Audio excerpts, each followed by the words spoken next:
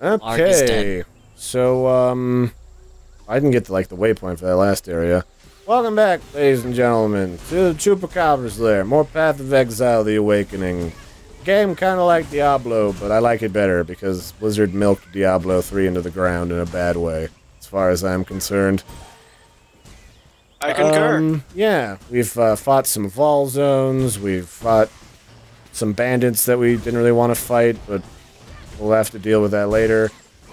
It's been a time, and now we're gonna go piss off the other bandits and talk to an old tree about not being alive anymore. Also, Blarg is dead. Blarg, how's being dead? How's that working out for you? It's worst thing to that. You guys are going in the wrong direction. It's a living. Alright, so we're gonna go up here with Nerpopopolis. And, yeah, so we've got this, Malagaro spike. And if you don't remember what that is, that's this spine thing that looks like a janky cane that's just a little bit too pointy. And, Malagaro used that to inject the power of virtue gems into the living people. And when we went in to see his laboratory workshop where he did the stuff with the things, we discovered that he'd already used it to make a man-scorpion, who tased our balls with lightning. That was actually his boyfriend. Was it? Yeah. That's different. So yeah, Malagaro... That's what it says in the book nearby. No. That book was, the other guy. The other, thaumaturgist of the Empire. Was given to him by that guy. They're frenzies.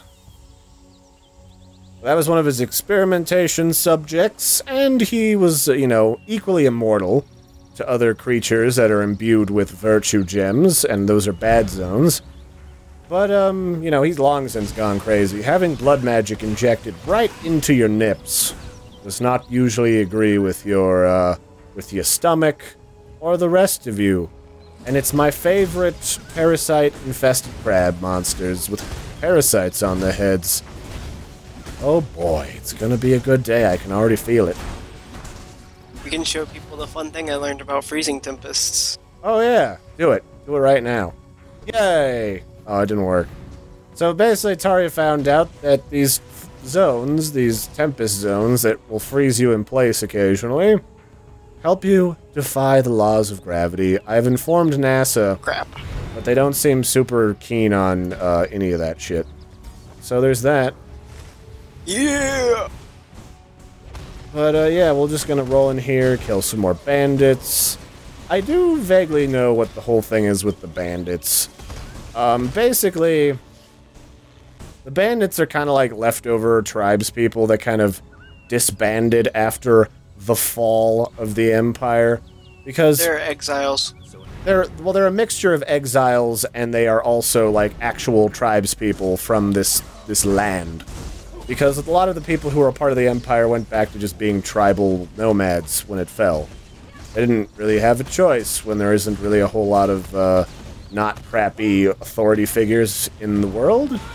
So, you know.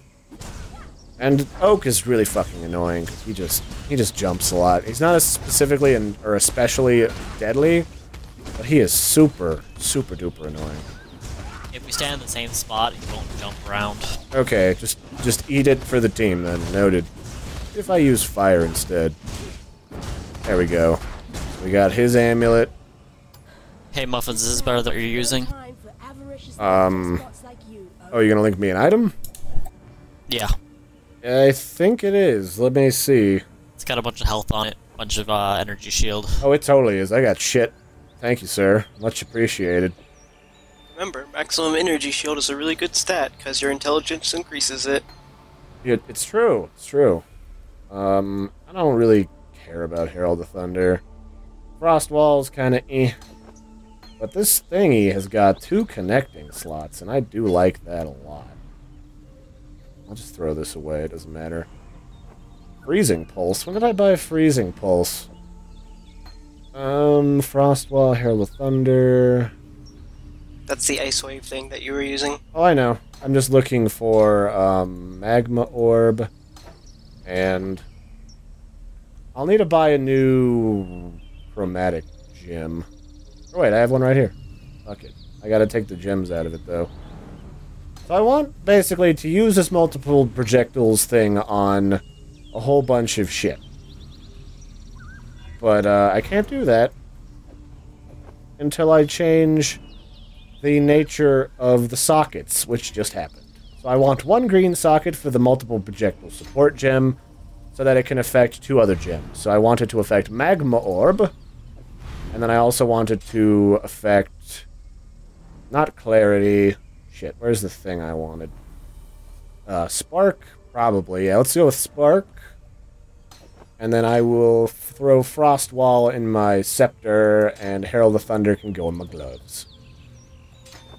Yeah, that'll work. Fuck it. And then I got another skill point. Throw that over here in this casting crap. And now we've got, what do we have left in this area to murder? There's a waypoint next to the roots. Okay. I will go into the tunnel then, or to the magical portal tunnel. And then go to the other portal. Thinking with portals. Oh wait, these are both to the thing.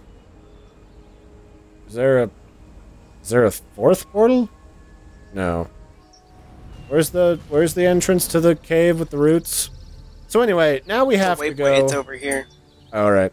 So anyway, the next thing we have to do is go into some ancient Vaal ruins. Because, well, I don't really remember the quest reasoning why we gotta go in there. Because previously you had to go through the ruins to get to this area. They've been doing a little bit of the old changeroo on us.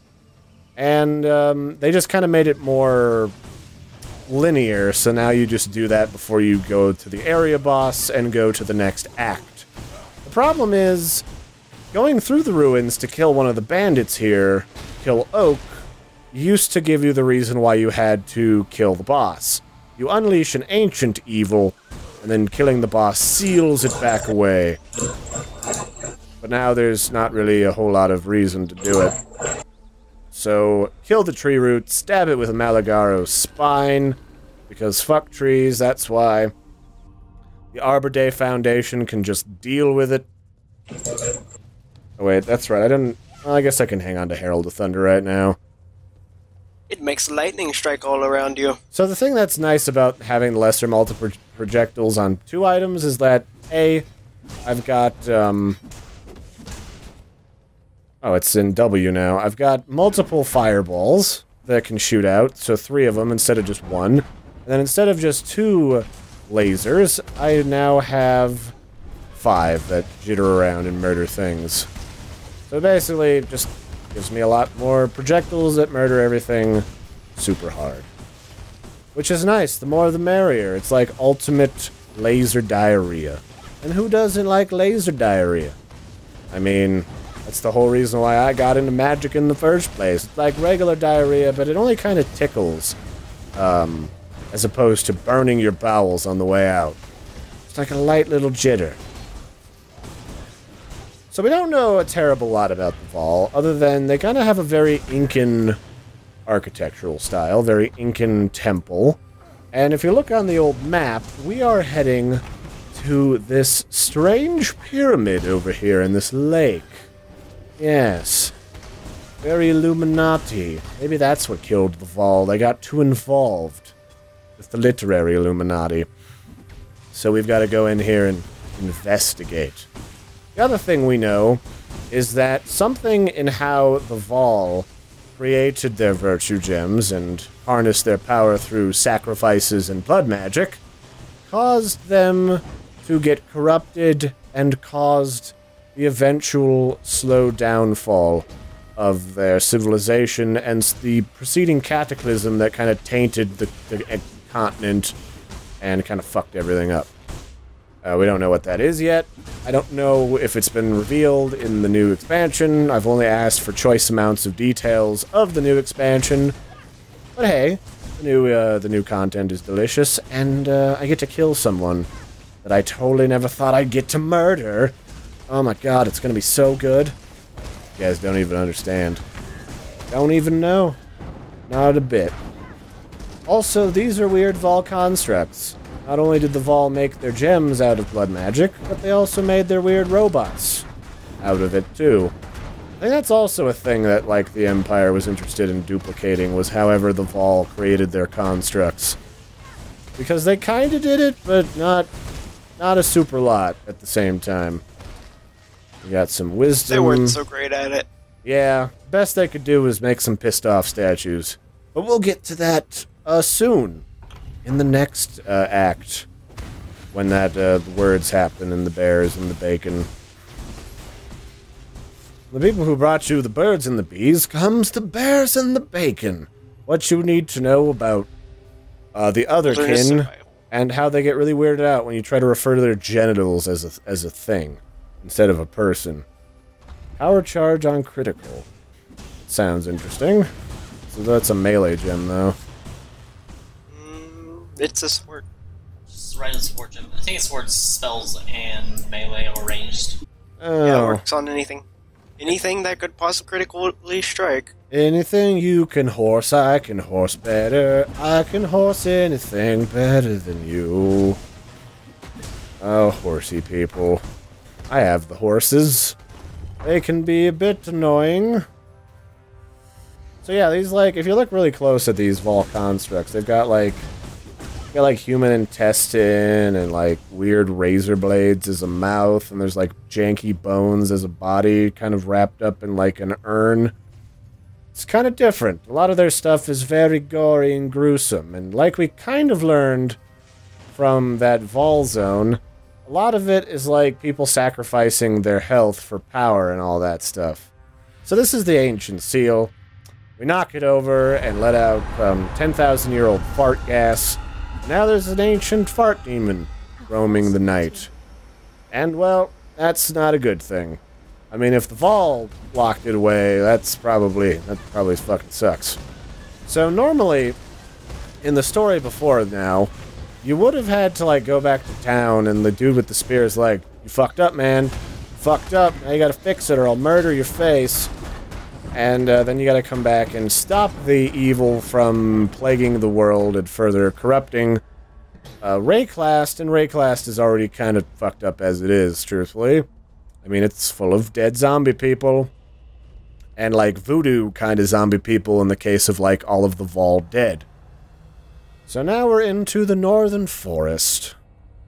Which is just kind of like a hold-off mini-zone before you reach the next area. Because before, like, this would have been where you fought the last bandito. But now it's just kind of there. I like how they changed that. I do like it because my experience with the story before now was, when I first played this game, I thought the bandits were like a side quest, because at the time it was not unusual for me to play games where they had a side quest that offered you like an overpowered item if you wanted to spend the time to do them. But I didn't think it was important, so I just completely ignored all of them. I didn't talk to a single one. And I got to the end, and without the little, like, device you make out of all of the amulets you get from each of the bandits, you can't actually activate the end boss. Or previously, you couldn't actually open the door to the end dungeon. The end boss would just spawn later when you touched a dais. But, so I had to go all the way back, and I had to redo all those zones to go get that, and I was kind of pissed off, and I took a break for a while. I was super annoyed. And now they just kind of said, like, you basically have to get all the bandits done, or you're more likely to get all the bandits done before you even get near this point. So, it's a lot more linear, and it's a lot... I think it pisses people off a little bit less. I could be wrong. If anyone in the comments has had a different experience coming to play after this expansion has hit, let me know. I'm just curious what everyone's experiencing out there in the wild. It differs for everybody. I mean, these games are pretty open-ended, especially the storyline that's kind of Soulsian. So your experiences will vary. I'm always curious if you had basically the same experience I did, where you had to go back and kill the bandits. And that was a lot of work to have to go all the way back and reset all the zones. Wasn't there, like, one of these creatures we had to look out for in here, or was that later?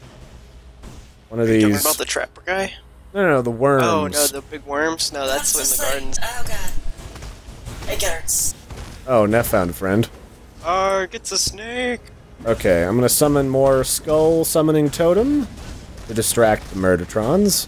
You know what? Screw it. This is a perfect opportunity for Infinity Arcs. to do their job.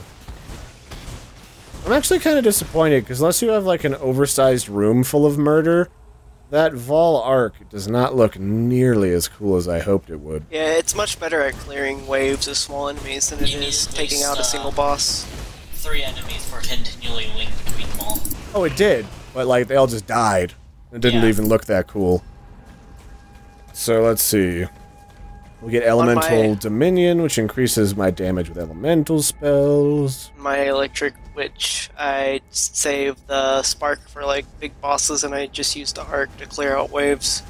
Yeah, I'm actually re-equipping the spark so that I can use both. Because the more Vaal things, the merrier. Yes. Ooh. A new wand, just as I don't need this piece of shit. Perfect. Let's discover that wand. That wand seems cool. Throw away this piece of shit. I guess I'll sell it. And we'll re-equip, Frost Wall. Do you want to do the side area? Yeah, let's do the side area. What is the side area in here? The Dread Thicket? The Dread Thicket. Yeah, sure, why not?